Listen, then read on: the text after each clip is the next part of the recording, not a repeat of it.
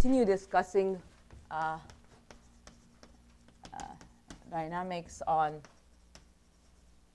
moduli spaces of curves, or to be more precise, moduli space of abelian differentials or holomorphic quadratic differentials of given type. And these A1 to AK are just the types of zeros of holomorphic or abelian differentials.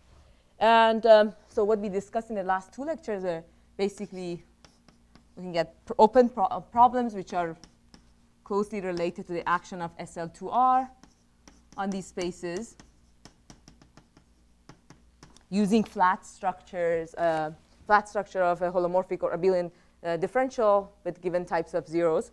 And so basically the SL2R action comes from the action of SL2R on C, gives rise to an action of SL2R on this moduli space. And we discussed some properties of, so then SL2R, we considered the geodesic action of the geodesic flow, which was the same as the diagonal matrices of this form on H1, A1 to AK, and the recurrence properties of this flow. And we discussed some of the statements based on the analogy of the action of this GT on the space with basically the geodesic flow on hyperbolic, finite volume hyperbolic manifolds.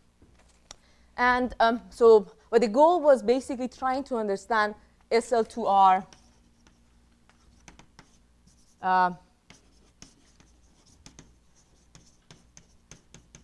orbit closures. So what are closed sets in our moduli space which are invariant under the action of SL2R, because we had some problems discussed in the first lecture which were all invariant under the action of SL2R. So problems are related to rational polygons. And so maybe before I go on and discuss the SL2R part, I should say that no matter how nice, how many theorems you prove about the action of GT on these spaces, it's not going to help you much. And the reason is that the space of GT invariant, say, ergodic measures, even in the nicest case of hyperbolic manifolds, even compact or finite volume ones, is basically is huge. It's and it's definitely, it consists of uncountably many ones, even if your manifold is a surface. And some really bad behavior happens, and I just want to remark these because later we will do something for the SL2R action, and I want you to basically compare the two behavior. And for example, so orbit closure and measure orbit closures invariant under GT and measures invariant under GT are very different. And OK, so I'll draw some pictures here. Even the simplest, maybe you have your surface will have one cusp. So it's a hyperbolic surface. You have orbit closures. You can have a geodesic which goes around two closed geodesic, spirals around one geodesic one side, the other geodesic the other side. And this is a closed set which is invariant under, these are infinite both sides, invariant under GT is a geodesic, but there's no measure supported on that. If you take the set of geodesic invariant measures which on this hyperbolic surface X, definitely the limit of ergodic guys is not necessarily ergodic. Again, you can have the same example. You can have two geodesics, and the geodesic that goes around spiral goes around one once, and the other one once, and twice, etc. So at the limit, the measure would be basically the union of the measures supported on these two geodesics, which is not ergodic. But all these guys are, whenever you have a closed curve, as long as it's connected, the measure is ergodic. And also, so you have terrible looking geodesic flow invariant measures, such that when you look at the orbit closure, the intersection with so with an arc, can be a Cantor set.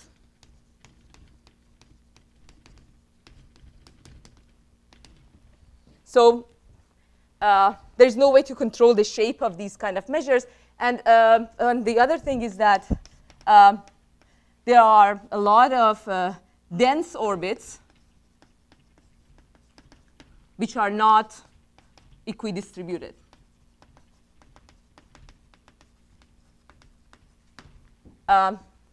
So no, that's pretty bad.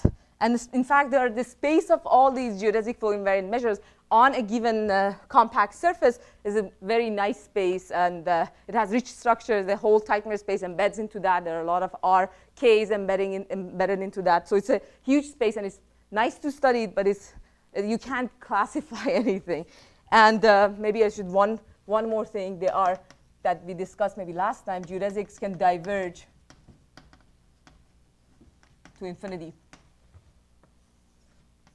And this is an example of such thing. And it's, I mean, in our case, we have the geodesic flow, and somehow the cusps are much more complicated. So geodesics can diverge to infinity for all sorts of weird reasons, which are very hard to understand. So it's pretty difficult to deal with. If you know some geodesic invariant measure for the action of the geodesic flow, okay, good luck. You can't say much about it, in fact. But I mean, if you were yesterday in Professor Margulis's talk, you know which direction we are going. Even though the GT invariant measures are quite complicated, as soon as you add the UT, which is 1, 1, 0T, which is unipotent, all these problems somehow, I mean, we expect all these problems to disappear. So yeah, okay, so I'll remark on that. Unfortunately, we are not there yet, no. Yeah. Yeah. For in the case I'm talking about, yeah, you don't need to do anything. And maybe I'll just start with, if you haven't, I mean, it's very likely that you've seen the Ratner's theorems, but maybe I'll give an example just due to Shah and then Hain, which some variations of that, which doesn't use unipotent flows if you're not familiar with them. That says that, for example, if you're dealing with H3 and a hyperbolic manifold of compact and actually can be generalized to finite volume hyperbolic manifolds, okay, if you have a line geodesically embedded, it's just a geodesic, and the orbit closure can be wild. There's nothing you can say about it. But if you have H2 maps into H3 and then goes to H3 over gamma, which is pi1 of your M, more or less, then the result says that, and you have a map F, which is this kind of a geodesic embedding. It sends geodesics to geodesics. Then F of H2, if you take the closure, is actually is an immersed, not necessarily embedded, hyperbolic submanifold. And of course, our case is very similar to that, because we have the SL2R, which when you take the quotient by the group of rotations will give you H2. So this is the type of example that somehow gives some hope for.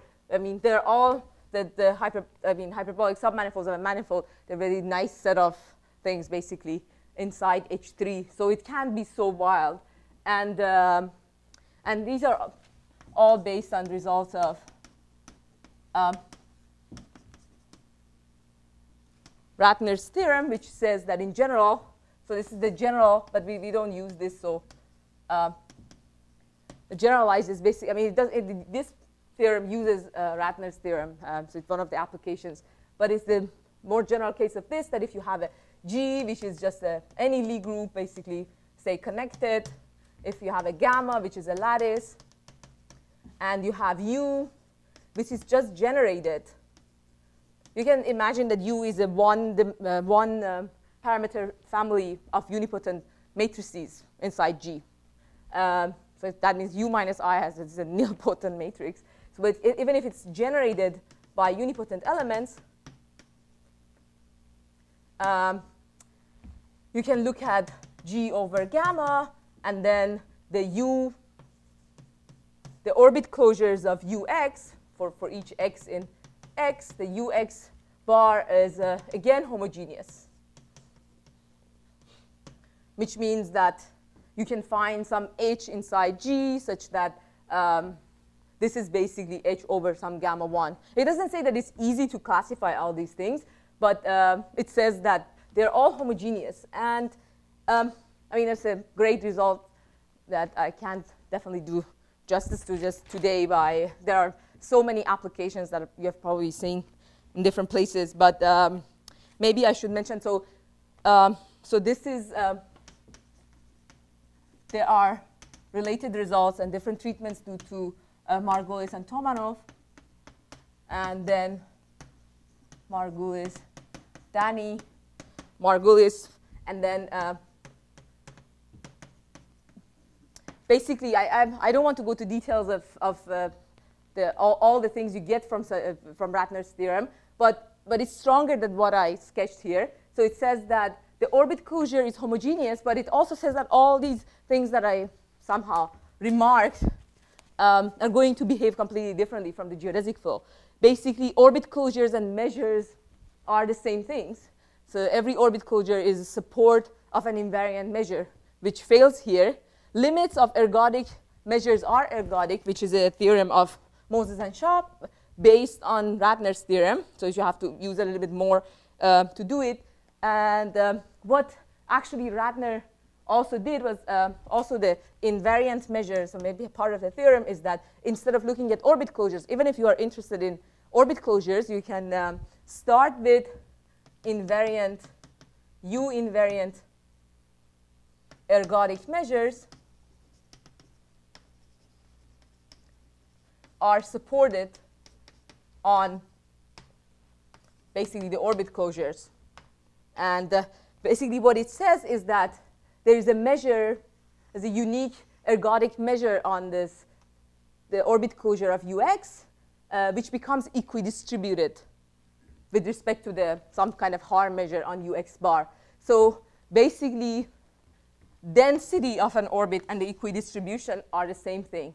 You don't have this bad behavior that something becomes dense on some submanifold and it's not equidistributed. It spends some more time, spend some time in an unfair way in some part of your manifold. Or density and equidistribution are the same thing. So I hope I didn't. So these are the first 4 cases, and in case of the 5th case, there are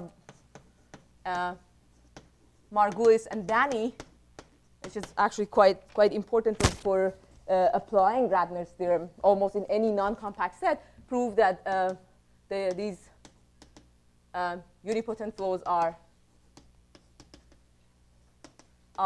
also non-divergent. So it means that this kind of thing doesn't happen. And maybe before I forget, in this kind of non-divergent things, that if you have for every point, if it's the orbit of the unipotent flow is not going to spend too much time in the thin part without any good reason, and this has been generalized for our setting exactly for our UT by Minsky and Weiss. Prove the non-divergence for the UT in this SL2R for this SL2R action. It's called the horocycle flow. Okay. I'll go there. So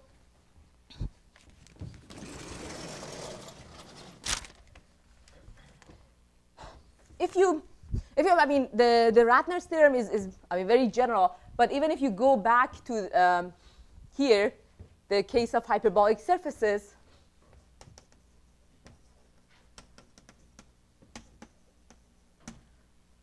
there's a flow which is called the horocycle flow, which is basically in the SL2R case, when if the unit tangent bundle you identified with the action of just SL2R, it's just the action by the unipotent matrix 1T 0, 1. So this special case of Rabner's theorem, which was done certainly, studied much earlier, is the case of horocycle flows on, say, hyperbolic surfaces. And in this case, say, maybe I'll just mention, for example, the type of results. It will be that if you have X, if it's compact and hyperbolic. So this goes back, I think, to Furstenberg. Then it's uniquely ergodic, the horocycle flow, which means that the Lebesgue measure on X is the only UT invariant ergodic measure. So, or the multiples would be the only ergodic measures for the action of the horocycle flow. But of course, if you are dealing with a non-compact one, then you have to deal with closed horocycles around the cusps. And okay, I think this goes back to, I'm not sure if I can use the right references, Bowen and Marcus and Danny, etc., that basically all the ergodic measures are the Lebesgue and these closed ones. So it's kind of, sorry? But then later. Compact case? Oh, okay, yeah, maybe this is for the horosphere, yeah. Yeah, but the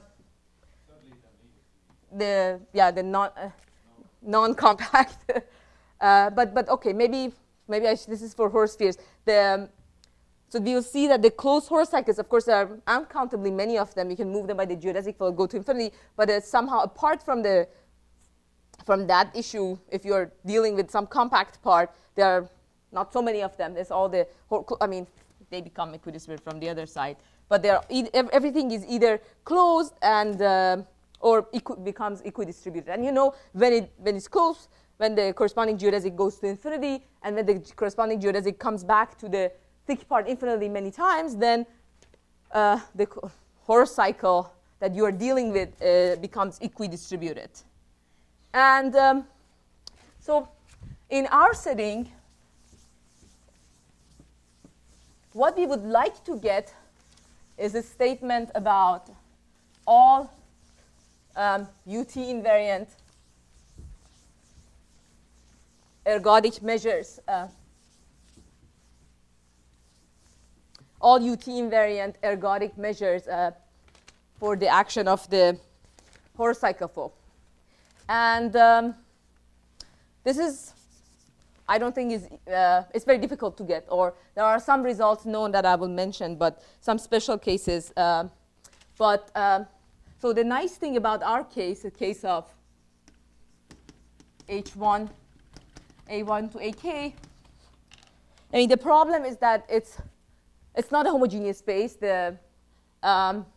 You can't quite identify the unit tangent bundle at the point with anything. You can't move things around. Depending on the group action, there's no big group acting on this space. But there's something which is nice, and that is, maybe I mentioned this, there are two submanifolds going through a point. They're not submanifolds, but subspaces. So are stable, which play the role of stable and unstable manifolds or foliations. That is, if you have, remember, if you have Q, which is a holomorphic quadratic differential, and maybe you have set of zeros. So if you have locally, if you have a saddle connection alpha, which is a geodesic joining two of your singularities, if at Q, maybe the way, let's say, if you are dealing with an abelian differential, the map, your coordinate, sends Q to the coordinate system is just the integral of alpha of Q. So if you have an abelian differential, you can integrate your one form over alpha. And when you do which is I write it as xy, by which I mean x plus iy. It's a complex number. And when you act by, say, ut, ut of q will send your alpha to x plus ty and y. So basically, you have, say, w plus and w minus, which is you start with q, and then you have a set of holonomies. Every holonomy has a real part plus I times an imaginary part. And you can say, oh, OK, so you give it q, you look at everything in that local coordinate system with the same real part. Means that when you take the holonomy of alpha, the real part is the same. You can take everything, all the q prime, if for every alpha, the real part of the integral alpha over q is the same as the real part of integral alpha over q prime. It is possible. It is possible. Yeah, it's not so easy, but it is possible. Yeah, you can also. I'm not sure, but it's possible to get. I think it's. I mean, there are some issues because it is possible to get things, but you have to make sure what you are proving at the end. Actually, there are results by Sasha Bufetov, but what he gets is that the length of, for example, of a closed geodesic is not exactly the length that we started with. It's some length that comes from this partition, which might be a little bit different from. And the formula is very sensitive to even changing the length a little bit because it's exponential, the growth. But yeah, but I'm just looking at more like just geometric way based on analogy with some hyperbolic. No, it's not, and also it's not uniformly hyperbolic. You have to be very careful about what happens when you get close to the thin part. So then you get, based on this, you get some subspace. So it's Q. It's kind of like the horosphere foliation in the case of Bowen and Marcus, I guess. It's kind of, you have a horosphere, and these are the points that we expect to basically, when you go along the geodesic flow, if you were dealing with a hyperbolic system, a negatively curved manifold, you would expect that every point Q and Q prime, when you go back along the geodesic flow, you would expect the distances to go to 0 exponentially fast. But this just doesn't happen. But still, by using results of Forney, and there are also, I think, Veach has a different treatment of this. Basically, as long as this geodesic that you are basically looking at spends most of its time in the thick part, you get the two geodesics would get close to each other. And so that helps a lot. But basically, if you use this kind of result, you can prove the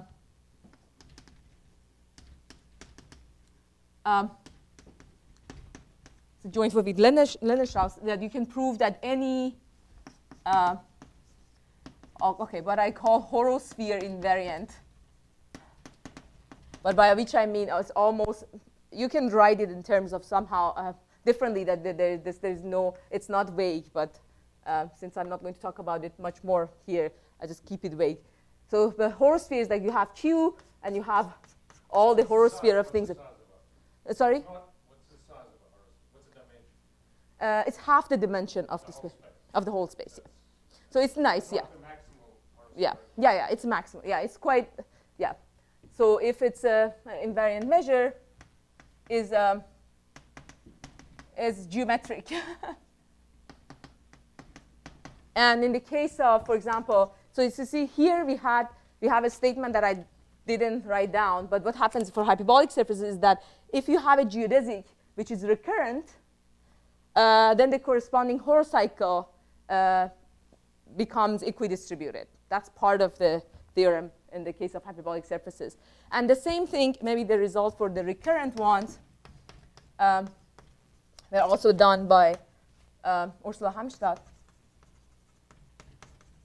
somehow a little bit differently. But even if it's not recurrent, basically you can classify all of them, and they all come from somehow moduli spaces corresponding to subsurfaces of, I'm not saying what it means, subsurfaces of your surface. And you can classify all of them. And for example, you can prove that orbit closures are the same as invariant measures. That is, for every orbit closure, you have an invariant measure, and then the orbit of every point becomes equidistributed with respect, inside this orbit closure. And also, you can prove that the limit of ergodic measures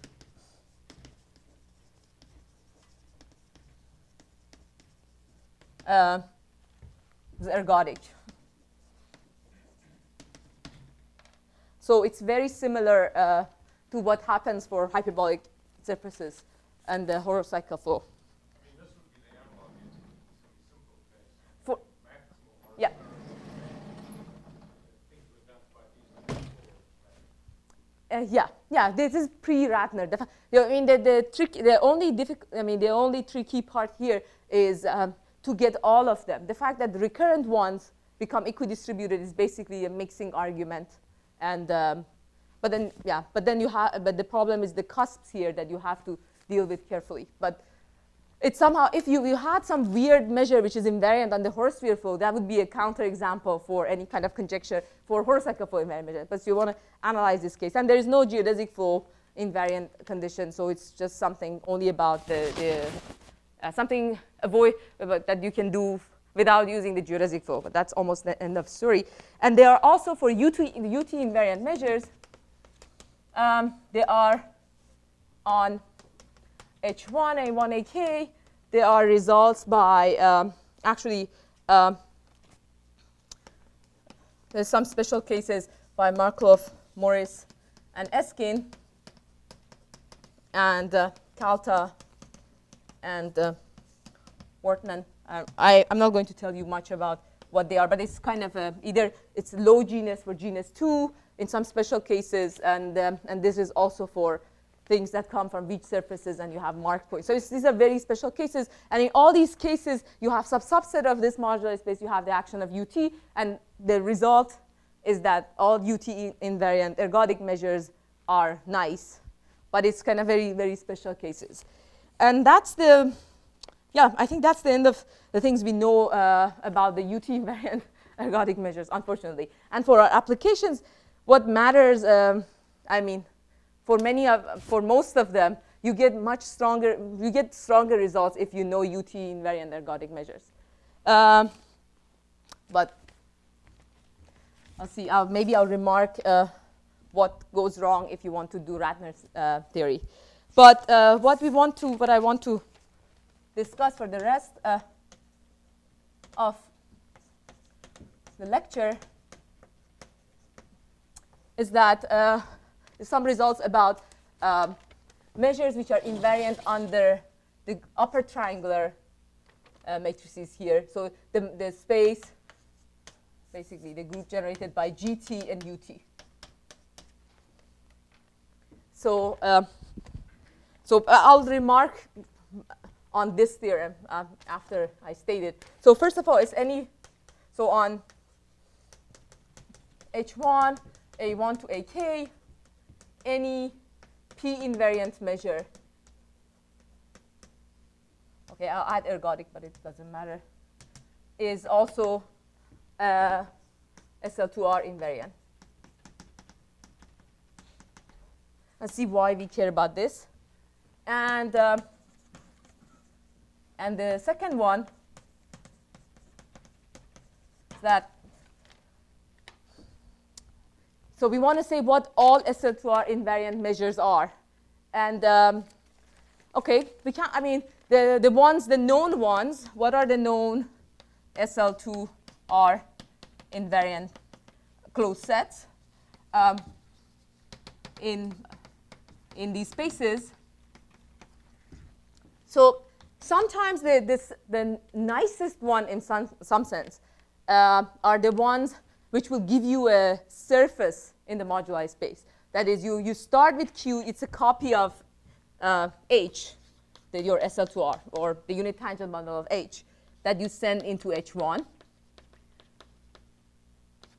And then you take the orbit closure, and sometimes it could be a two-dimensional thing, right? It could be a surface, the unit tangent bundle of a surface. And in this case, it's called a Veitch surface. And there are examples of. When I read this, sometimes McMullen's proof, the Teichmüller curve. Oh, okay. Well, I'm just asking, there's no difference. No, they're. I was wondering if it was. I don't think so. No, I don't think so. Veitch surfaces or Teichmüller curves, I don't know.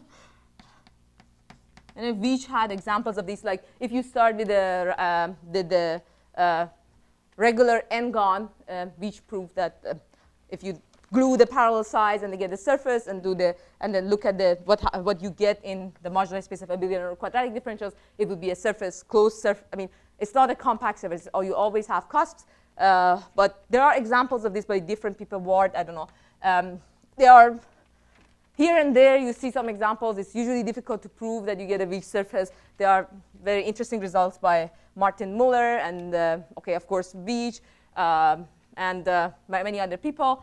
And the case of, and I think this is the hardest part of the theorem, the conjecture or whatever. If you want to get SL2R invariant measures, it's really difficult to find the Veitch ones, Veitch surfaces. And the case of, maybe I didn't leave enough space here. The case of genus 2, all the Veitch surfaces were classified by McMullen and also Caricalta, and also they found that there are, when you have an abelian differential on the surface of genus 2 with two zeros, there are cases of non-trivial SL2R invariant measures which are not Veitch surfaces. But somehow they are closely related to Veitch surfaces. I don't go into details, but I mean, it's a lot of interesting things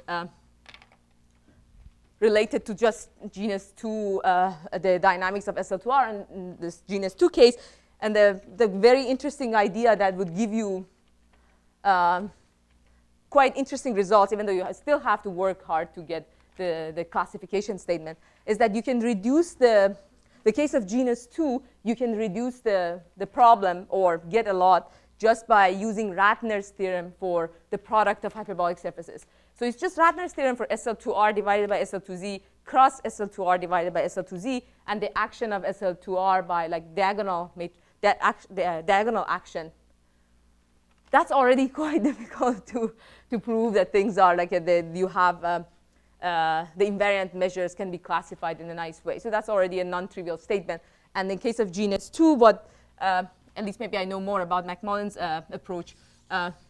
It's very nice that you can always somehow decompose your surface using homologous geodesics and cut it into two surfaces and use Ratner's theorem for the product of two surfaces. And then you have to use a lot of other interesting things to prove that basically you have invariant measures which are supported on curves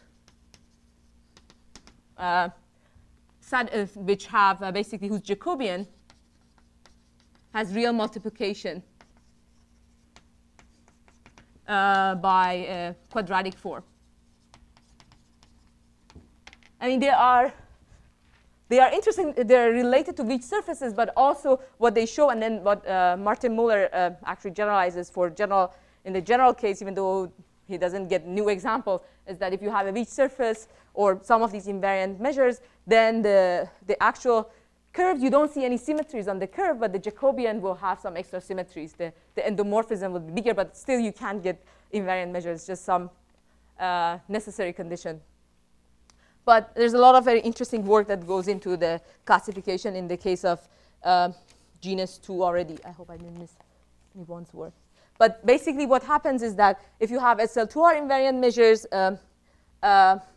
orbit closures, again, you have the same properties through their work, which is highly non-trivial.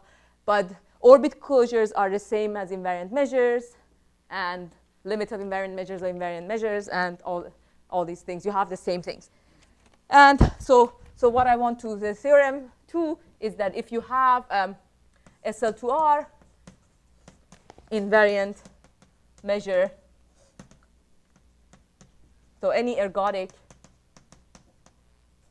SL2R invariant measure is supported on an affine, which is just piecewise linear I don't know, I call this submanifold, but I don't mean that it's nice.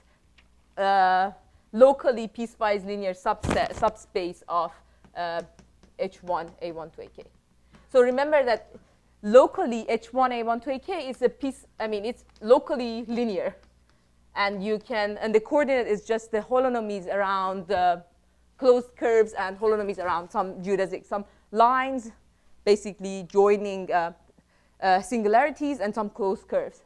So it makes sense to talk about piecewise linear subspaces. So these are, so you have the holonomy coordinates.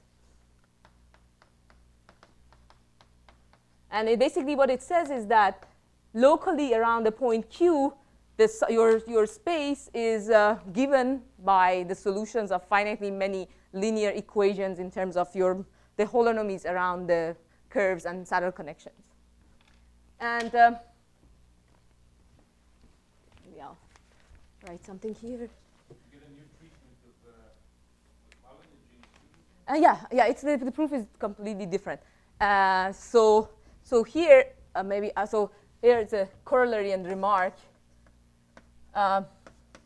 See, even if you know ergodic measures, all the ergodic measures, you don't necessarily know all the orbit closures. But so let's see one example.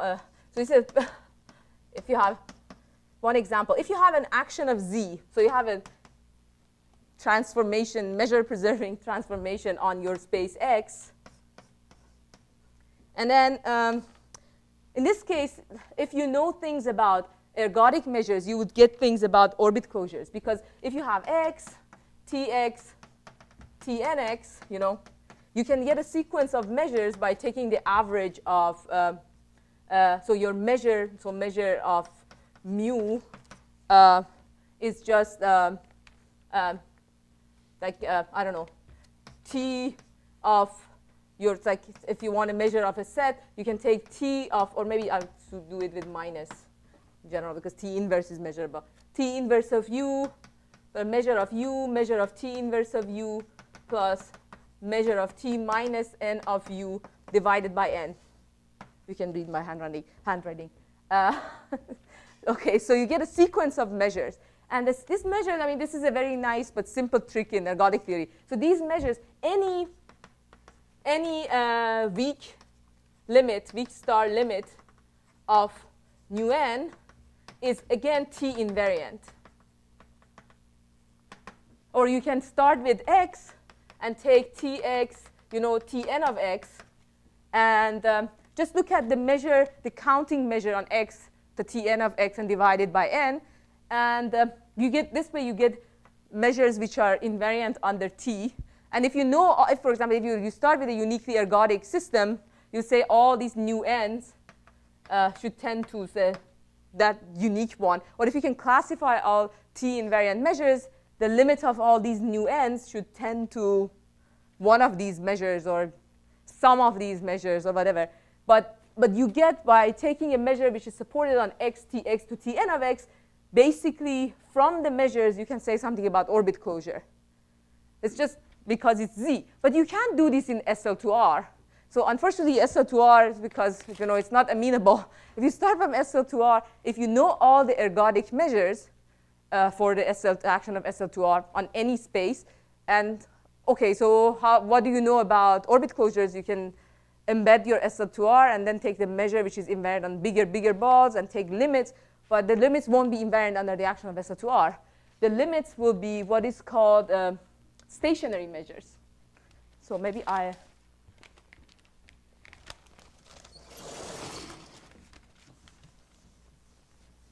so if you have a measure mu on SL2R, it makes sense to talk about stationary measures. So basically, these are, so it's a stationary measure if on X, on which you have an action of SL2R. So for example, if the measure is supported on 3 points, and the general, it's usually it's the Lebesgue measure class, but if it's 3 points, maybe you have dealt G1 and G2. If maybe you know that the measure at X measure is equal to measure of G, measure of U is always measure of G1 of U plus measure of G2 of U divided by 2. Does it mean that the measure is invariant under the group generated by G1 or G2? I don't know. Yeah. So that's quite a difficult question. So in general, you can start with something which is stationary measure, and which means that nu, if nu of mu is the integral over SL2 G star of mu dg, but G is mu of G. Maybe a mu. Sorry. So it's basically, you know that the average with respect to this measure is invariant, but you don't know that it's really, the measure is invariant under all these things. And what you can do that if you have if you want to know orbit closures, if you start with this, we want to say maybe, oh, okay, so I start with X, and if you want to do exactly the process that we had for the Z action by taking a measure supported on X, Tx to Tn of X, and do it for SL2R, what you end up with, if you start with the point, you end up with a measure which is stationary with respect to the action of SL2R. And there's a very nice trick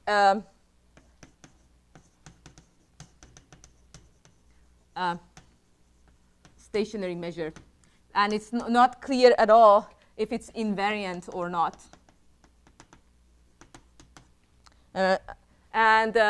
In fact, by a very nice but quite elementary trick, which is a special case of something done by Furstenberg, you see that this statement is true if and only if any stationary measure,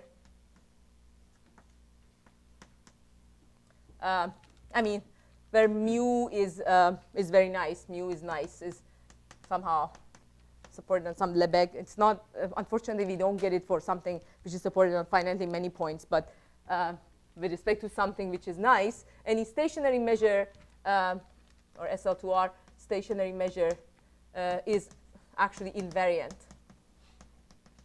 under the action of SL2R.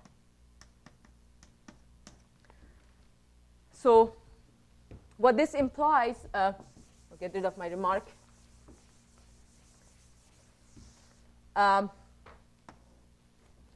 So what it implies actually, so basically theorem 1 and 2 plus a result which is joint work with Amir Mohammadi implies that all the orbit closures, all SL2R orbit closures are basically supports of SL2R invariant measures.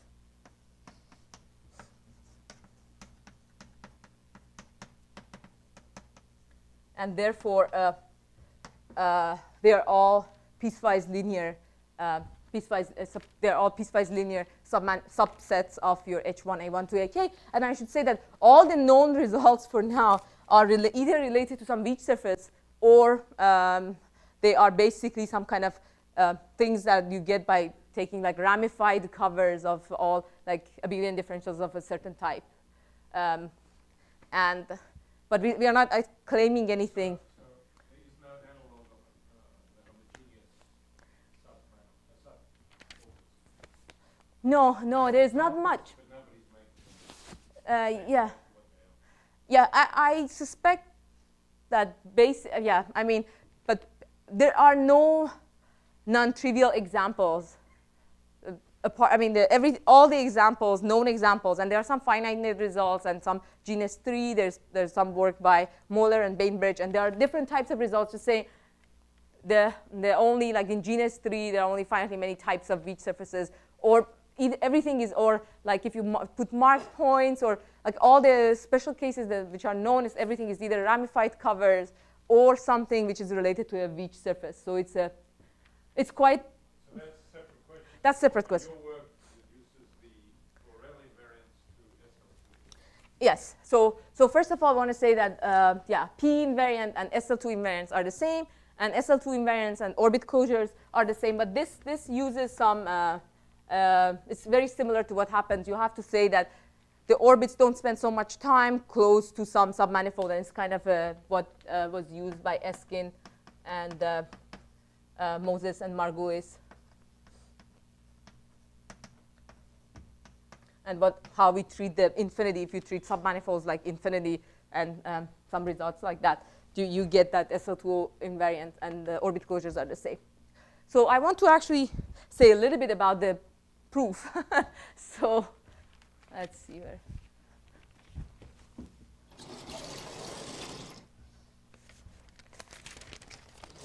So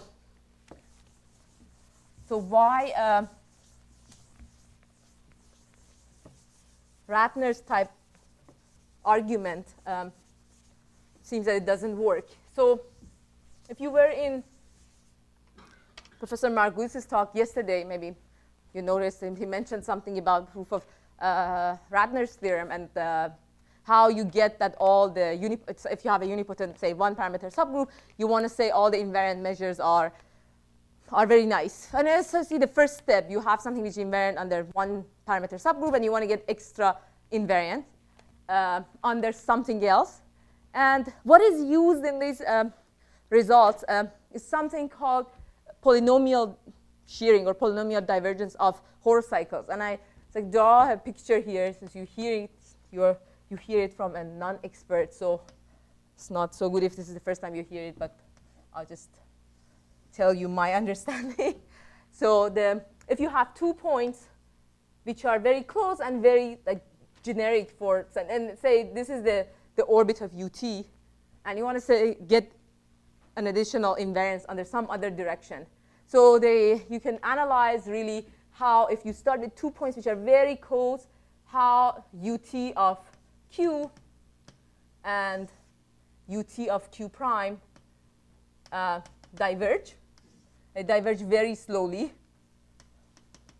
And first, what happens is that if they are very close and very nice points, generic points, first one point is ahead of the other point. But if you ignore that, if you just look at the distance between the two, from one point, the closest point, and the other orbit, what happens is that you get something in the centralizer of UT, but you get some extra additional invariance somehow. What you get is that, you want to say it's invariant under this new guy V. So you want to find points in this somehow generic subset of your manifold which are somehow in the direction of V from each other. Or you want to find a lot of points Q, maybe I'll call it Q tilde, with some friends in the direction. It's like your friend is pushing you or moving you in some direction, has friend in the direction of V, Q tilde prime. And there's a lot of work that goes into really showing that this additional, a lot of times, if they are very close, there's some direction V in the centralizer, that there are Q tilde and Q tilde prime, which are away from each other. It's like in the direction of V. And if you're in a homogeneous setting, this V has some reasonable meaning. But there's something very important, and that is, you also, everything is measurable. So you want this behavior, the fact that Q tilde has a friend, Q tilde prime, in the direction of V, in some direction, to happen for a very long time. And that would allow you, because you want to make sure all the points are in a good set. And if it happens for a very long time, if this is T, I want this to be like delta T, very long time, to make sure that the point here is in any kind of nice set you want. And you use, Professor Margulis also mentioned using ergodic theorems, Birkhoff ergodic theorem, and that's where it's, I think, used. So somehow you have to find a lot of points, a lot of nice points, and where every point in that has a friend in the direction of V. And that, plus a lot of other work, would imply invariance. So, but it's about UT and about how things diverge, and these things happening in a very, very long time so that you can make sure everything is in the right place. But the problem is that we don't know how to prove so-called, I guess it's called polynomial divergence, because basically horocycles diverge polynomially very slowly and using shearing. But okay, we don't have that. That's unfortunate. But we want to use the geodesic flow to get the additional invariance. Well, okay. The problem with using the geodesic flow, there are a lot of things actually about how geodesics diverge.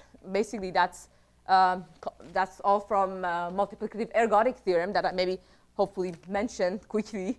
But the main problem is that geodesics diverge very quickly. So maybe you can make sure, so maybe I'll just mention something related to multiplicative ergodic theorem. Also Solidus theorem. So that means, that says that if you have a point, a generic point, so you are in the nicest possible setting. I'm not going to deal with some pathological cases. And if you have say you have the geodesic flow on one of these the spaces that I discussed, a special case. So what it says is that you basically know generically what happens if you, instead of x, which is q actually, if you start from q prime and then go along the geodesic flow, how the difference will diverge, or what happens to the difference. Or infinitesimally, basically what it says that for almost every, and that's already problematic, for almost every q with respect to the measure, which is GT invariant, so mu is GT invariant, you have a flag V1, which is the whole, and you have it for any bundle that happens, but say take W plus, everything which grows under GT, V1, V2, Vk, and numbers, lambda 1, lambda 2, lambda k, such that if V is something, so this is the set of points, maybe V1 is the whole thing, then V2 is a linear subspace inside of that, and V2 or V3, such that if V is in Vi, but it's not in Vi plus 1, the orbit G, okay, minus T log of norm of G minus TV. If you look at, start from V, go along the geodesic flow, fix some norm on your space and see how the length of this norm grows. Then it grows exponentially, and these numbers are called Lyapunov exponents, divided by T is lambda I. So imagine, and then Mi, if Mi is dimension of Vi plus 1 minus Vi is the multiplicity. So the Vi's can have multiplicity, which can cause a lot of trouble. But imagine they're simple. That is, multiplicities are all 1. So what this says is that if you start from Q, then if you have a generic direction and go along GT, the vector grows exponentially fast. And e to the lambda 1, it grows like e to the lambda 1. So if you have 2 points, and then everything is piecewise linear, so you can identify it with the vector, the difference between the two. If you have V, you can assume, you can see that if you go for a very long time, when the vector V, which is very, very small, becomes norm 1, lambda 1 wins. Maybe the vector that you started with have different components in of type lambda 1, lambda 2, etc., lambda k. But when the norm is 1, the component from the highest Lyapunov exponent grows like e to the lambda 1. The guys from the second one grows like e to the lambda 2. So the lambda 2 is, yeah, you have to be generic. This is, but then there's a good sign that is. Basically, if you can use maybe multiplicative ergodic theorem to start from a point and direction V, and actually V, this highest Lyapunov exponent should win at some point. But the problem is that there's a very short time that your vector v has norm 1, because it's growing exponentially fast. And for doing these kind of argument, you have to make sure that all the points are in a compact set of positive measure, which is very hard to guarantee. So maybe I'll just draw a picture here and say roughly what we want to do.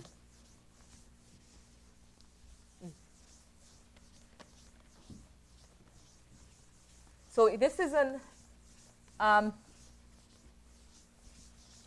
so instead of polynomial shearing divergence, you want to use something which is used actually in a very, very nice way in a paper by my work of Benoit and Kahn in actually understanding stationary measures in some homogeneous setting. So the idea from them, instead of using polynomial shearing, you want to use exponential drift.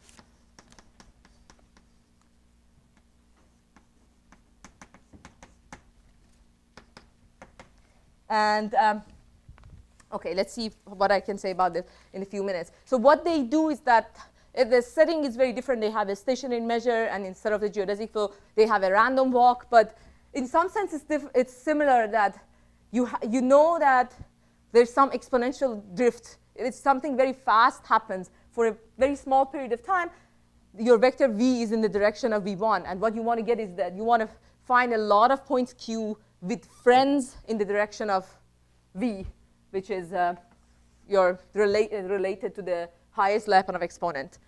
And so you have to replace this long stretch of time that allows you to use the ergodic theorem, Birkhoff ergodic theorem, by something else. And what they do is that they use Martingale convergence theorem. But since we don't have time, I will just tell you what we can use here. And instead of that, we want to use properties of the geodesic flow.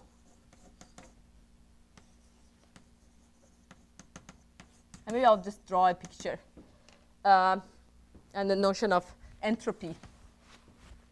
OK. So here's a picture. I'll just draw the picture and just discuss it a little bit and see. So the starting point here, we don't want it to be arbitrary. So I want to start from 2 points which under the geodesic flow get very, very close to each other. And then apply the u, which is whatever. Imagine it's the one-dimensional. It's just a unipotent flow. Let's understand. You're starting off with a measure which is invariant under P, which is invariant under G. You talk about entropy now. It's the entropy of G. Yeah, relative to this measure. And you're looking at the geodesic restriction. Yeah, the geodesic flow for this measure. And then, OK, so this is supposed to be the picture that I have 2 points which are very close.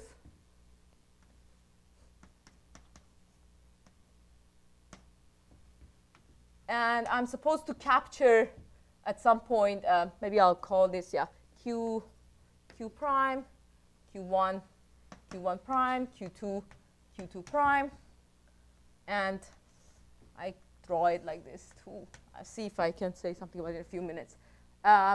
So I want to make sure that I have to find a lot of points, Q1 prime. This is kind of a positive measure that there are all sorts of bad properties, and everything will make you into a compact set, which has the measure a little bit smaller, and then when you started it, make it smaller and smaller. And the problem is that you want all the points to be in a very nice set. And I want to get Q1 and Q1 prime such that when I go along the geodesic flow, somehow the difference between Q1 and Q1 prime is, with respect to this flag, is kind of generic, so that one direction wins. And this doesn't happen, but let's assume that this happens. So that this is in the direction of V1, almost. So V1 is or curly V1. The things that grow like e to the lambda 1, and lambda 1 is the biggest biggest exponent. But why are there so many of these points? Where can we find so many of these points? That's the first place that entropy comes in. So entropy is kind of, it shows how unpredictable your flow is. But there is a lot of interesting things done about entropy of the geodesic, let's say, flows. And in the setting which is not exactly like what we do, it's either homogeneous or it's for C2 manifolds. But basically the same things can apply here. And this is what I mean. It's a work of, I think, Letrapier and Young. And also it's used by in the paper of Margulis and Tomanov. That is, you have something which is geodesic flow invariant. What happens, the conditional measure, which is some kind of, you disintegrate your measure with respect to different things. So you had W plus and W minus, some foliation of your space. And you can relate the entropy of the geodesic flow with what's happening, if you can disintegrate your measure with respect to W plus and W minus, what's happening on W plus and what's happening on W minus. If the entropy, if there's a lot of things happening on W plus, if somehow imagine your measure, you can disintegrate your measure nicely. So there's some work goes into that, but it's just assume that intuitively you disintegrate it. And imagine there's a lot of things happening on W plus. For example, your measure is invariant under UT. So there's a line, it's invariant under a line on W plus. That implies that entropy is positive. If the entropy is positive, there should be a lot of things happening on W minus, and I'm being extremely vague about this. But that means already that if you start with W minus, things which will allow you to produce a lot of the differentials getting close under the action of GT, you can see there are a lot of Q1 and Q1 prime of distance roughly 1. So somehow, it's not the entropy, and the same way, if you produce more and more on W plus, then the entropy argument will tell you that there are more and more things happening on W minus. You can always go back and forth between these two. And these are not exactly for our setting, but it's really this, it can be generalized to this setting very easily. So then you start with these 2 points, and you are on W minus, but at some point you want the 2 points to diverge along the geodesic. So if you're on W minus, the 2 points, if you go on, they just get closer and closer generically. And you can guarantee that very easily. So you have to hit them with something so that they come out of their, this situation that they're just getting close to each other. So you hit them with one of the elements randomly almost, U, which you know invariance under. Imagine you know invariance under one-dimensional unipotent flow. Then they are not on W minus anymore. Then you apply GT, and they start diverging. And at some point, the distance is 1. And now the claim is wrong. This statement is wrong. But roughly, the claim is that they will be somehow Q2 and Q2 prime are almost in the direction of V1. And they're also almost in the direction of W plus. And in W plus, they will be in the direction of some new thing. But it's great that you have the multiplicative ergodic theorem, because you can now basically disintegrate your measure along new V1.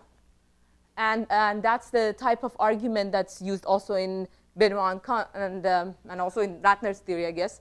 So what happens is that these two guys, so let me just put this a little bit down so that I can say a little bit here.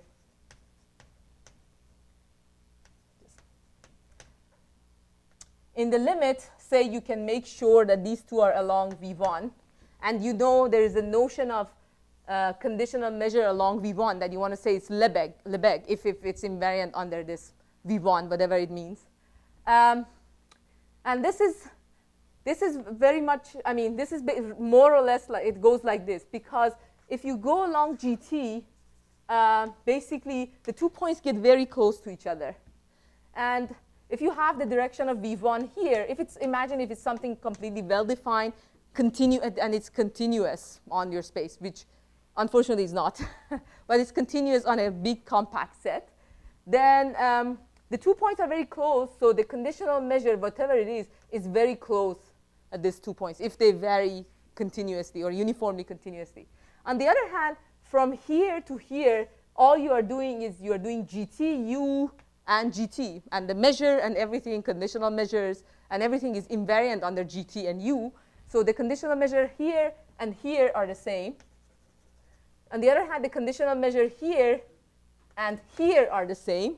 So it means that you have a line, and the conditional measure is invariant under a small shift. And you can make this shift smaller and smaller and prove that conditional measure is invariant under any shift, and therefore it's the Lebesgue. Of course, the problem is that this argument is completely wrong for all sorts of reasons. Unfortunately, I mean, I told you a lot of lies. This thing doesn't converge to V1. It's very difficult to make sure all the QIs are in a good set. The conditional measure here and here are not the same. They're almost the same up to a unipotent matrix. So, so the argument is not quite what I told you, but it's, I think, roughly the idea. but basically, you can get more and more invariance and use the entropy argument to show that your measure is invariant under the other unipotent flow in SL2R. So basically, this argument implies that the measure is SL2R invariant, and the conditional measures along stable and unstable foliations are supported on some linear subspaces, which will allow you to prove theorem 2.